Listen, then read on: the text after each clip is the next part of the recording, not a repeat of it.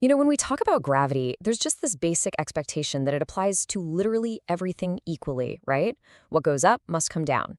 And in the real estate world, conventional wisdom tells us that when the national housing market hits a massive wall, like, say, from sky-high interest rates or inflation, local markets are supposed to slam right into that exact same wall.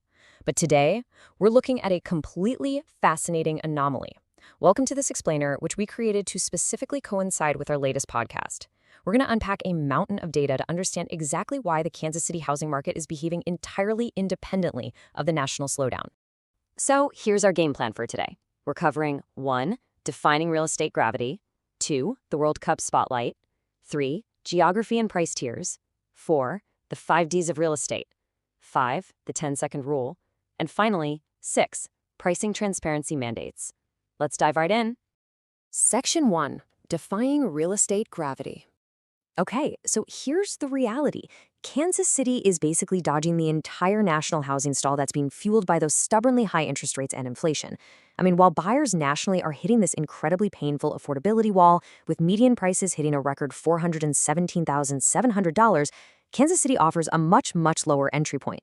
Bouncing between $325,000 and $330,000, it's really this accessible haven, especially when you compare it to those crazy volatile coastal markets. And you absolutely have to consider the staggering 96% equity appreciation that current Kansas City homeowners have seen over just the last decade. Back in 2016, the average home was sitting right around $200,000. So to put that in perspective, locals are sitting on just massive amounts of equity. But crucially, and this is the big takeaway, that growth hasn't completely locked out the middle class yet. It's really a slow, steady, unbreakable baseline of growth, mostly driven by consistent corporate investment from tech and healthcare giants planting their flags in the region. Section 2. The World Cup Spotlight.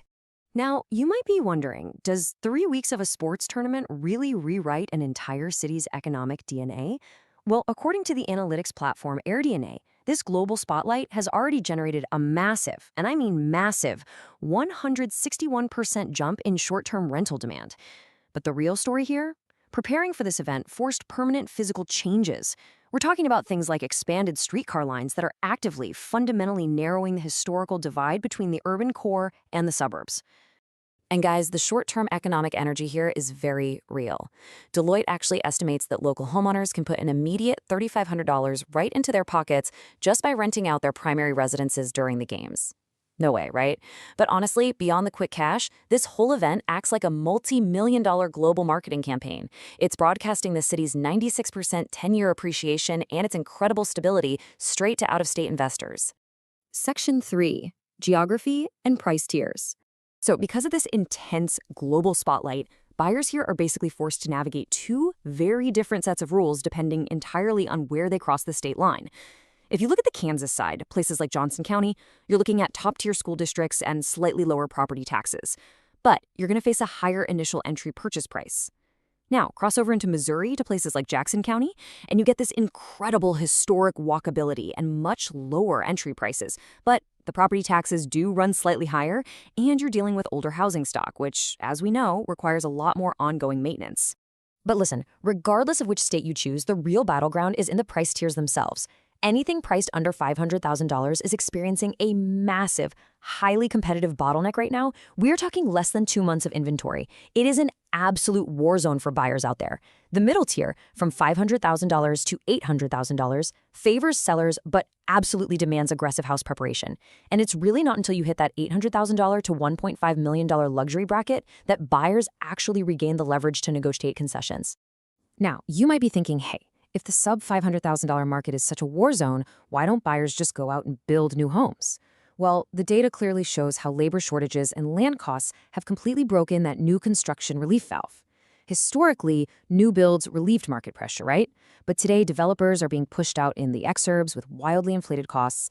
As a result, the average new build is a staggering $621,000. It's basically transitioned into a luxury product, completely pricing out your typical buyer and forcing them right back into the pressure cooker of existing homes. Section 4. The 5 Ds of real estate. So with new builds functioning purely as a luxury product, who is actually selling existing homes when everyone has those golden handcuffed 3% mortgage rates? Well, real estate agents categorize the inescapable life events pushing people into the market as the 5 Ds: diplomas, diapers, divorce, downsizing, and death. People are quickly realizing they just can't put their lives on hold indefinitely just because of a high Federal Reserve rate. Babies arrive, teenagers graduate. These major life events generate an unavoidable baseline of movement. It literally proves that human life simply doesn't care what the Fed is doing. So the absolutely crucial point here is understanding the psychology of the buyer who is being driven by these 5 Ds. They're financing at roughly 6%, their down payments have completely stretched their liquid cash, and frankly, they're exhausted, just like a marathon runner who just wants to sit down. They look at a project house and see a massive financial threat. Because of this, they are incredibly risk-averse and will absolutely pay a premium for turnkey convenience over taking on massive, expensive renovations. Section 5. The 10-second rule.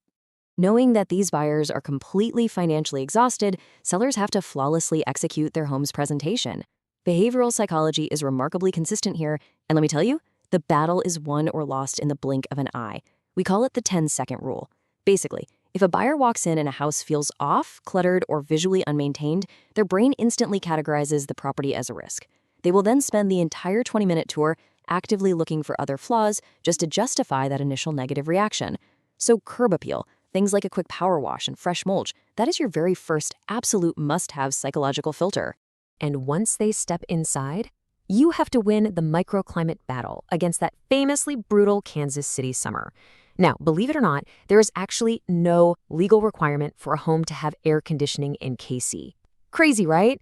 Because of this shocking reality, an exhausted buyer walking into a warm, stuffy house doesn't think, oh, how cozy, they're baking cookies. No, they instantly think the AC is failing and I'm about to get hit with a surprise $10,000 replacement bill.